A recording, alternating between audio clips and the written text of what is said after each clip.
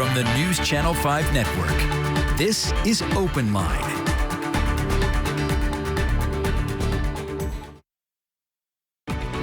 Good evening, everyone, and welcome to OpenLine. I'm Carrie Sharp. So glad you're joining us tonight. We are talking about something that I think that we can all learn from tonight. We're talking about mindfulness and gratitude, especially as most of us encounter kind of a change of season. A lot of parents sent their kids back off to school today. So what does that look like when we're communicating with our teachers and being in relationship with them and school administrators? But if that's really not where you are in your life, you can still call in, ask questions of our expert tonight, just about mindfulness and gratitude practices in general. So let me introduce you to our expert tonight, Danielle Matthew. She is a licensed marriage and family therapist and co-founder of CPE Collective. Danielle, thank you so much for joining us. Thank you for having me. It is good to have you here. Please introduce yourself to our viewers. So I'm Danielle Matthew. I'm a licensed marriage and family therapist, and I'm also the author of The Empowered Child, a book on bullying, and I'm also the co-founder of the Child Parent Educator Collective, and we have a series of 360 seminars to really help bring communities together and bridge that gap successfully. So I'm really excited about being able to talk to you more about how we implement our seminar series into our programs and how we come to communities and how we can really help people come together successfully. You know, it's so very important because we have a lot of different factors at play here, from being in a post-COVID world, and I say, you know, we're mostly post-COVID world. We're back into the school setting, but in a lot of ways, parents are still kind of kept out. Just for safety purposes, not maybe the access that we used to have, you know, good or bad, I don't know, but it can be hard to establish relationships. Mm-hmm. Yes, it really can. And I think in the pandemic, a lot of kids lost out on those relationships because they had that social connection. And sometimes what we've seen is they were half in, half out with friends.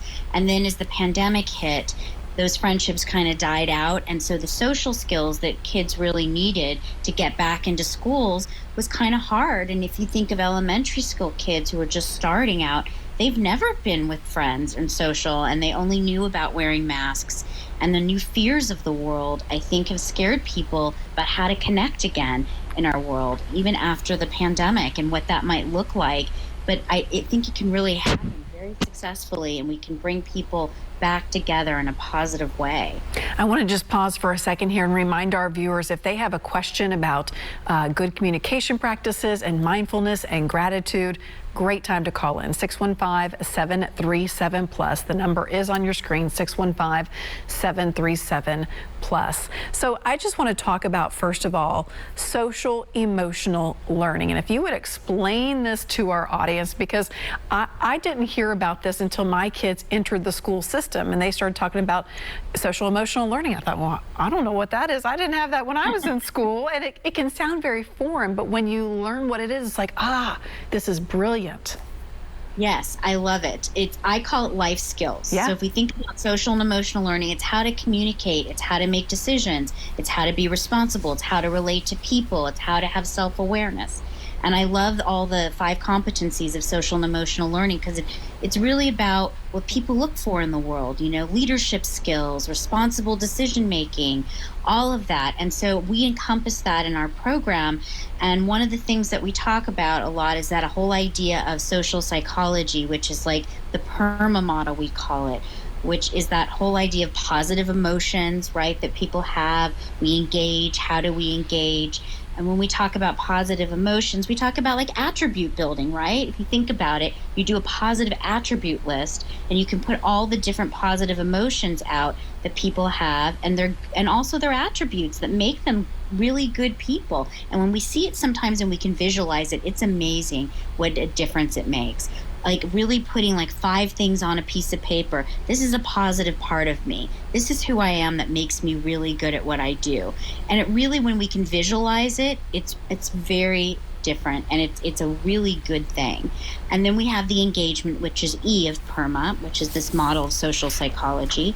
And it's about engagement and about how to engage people, right? Because that's what you were asking me earlier about connection. Right. And so we talk a lot about it in our program where we have what's called the 3 E's. It's also in my book, The Empowered Child, which is empathy, because I don't know, kids don't know, and a lot of people don't know empathy and the whole idea of what that looks like, right? And you asking someone how they feel instead of saying, well, Johnny feels this way, right? And you ask people how they feel and you check in with them, and then you empower them. How do you want to communicate? Tell me what that looks like. Maybe we can practice together. And then we engage them in the final part of that, which is, did it work? Do we need to do something differently? Tell me how you felt it went. And that's the E. And then, the R is relationship of building and of emotions. And it really is about friendships, right? We talk about kids going back to school now, how they're going to relate to each other. And we talk about something we have called the 3 E's, which, not even just threes, I mean a friendship, which is called the ABCs of friendship.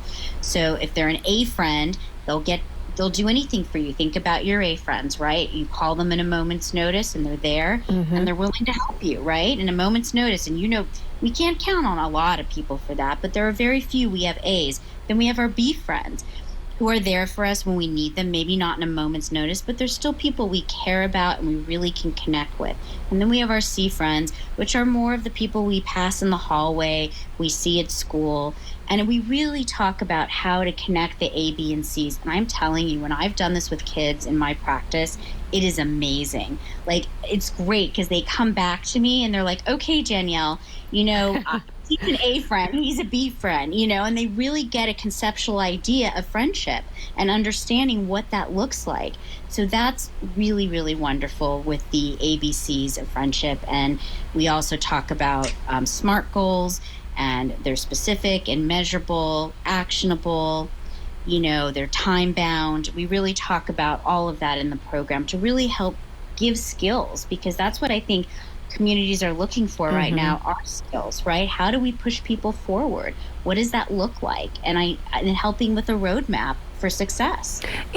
This brings in so many different components that I think so many communities and schools and the communities around those schools are dealing with because of a variety of reasons. Like I said, COVID, because of the violence we have seen in schools, because we ask our teachers and staff to be teachers and social workers and security guards, and the list goes on and on and on.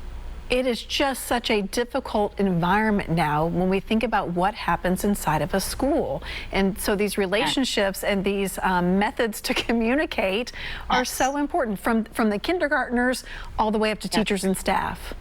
That's exactly right. It is so important. And that's why I love the ABCs of friendship, because I can talk to the littler kids about that because they understand from what's an A, a B, and a C.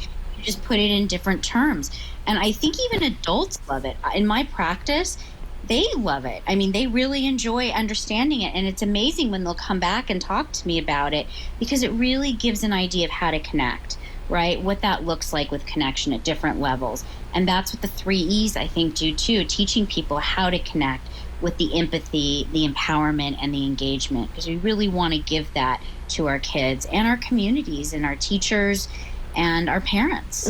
Okay, we have to take a quick break. We're going to go ahead and do that. When we come back, more about mindfulness and gratitude and keeping those communication lines open with our parents and teachers and schools. Stay with us. A lot to cover the next hour.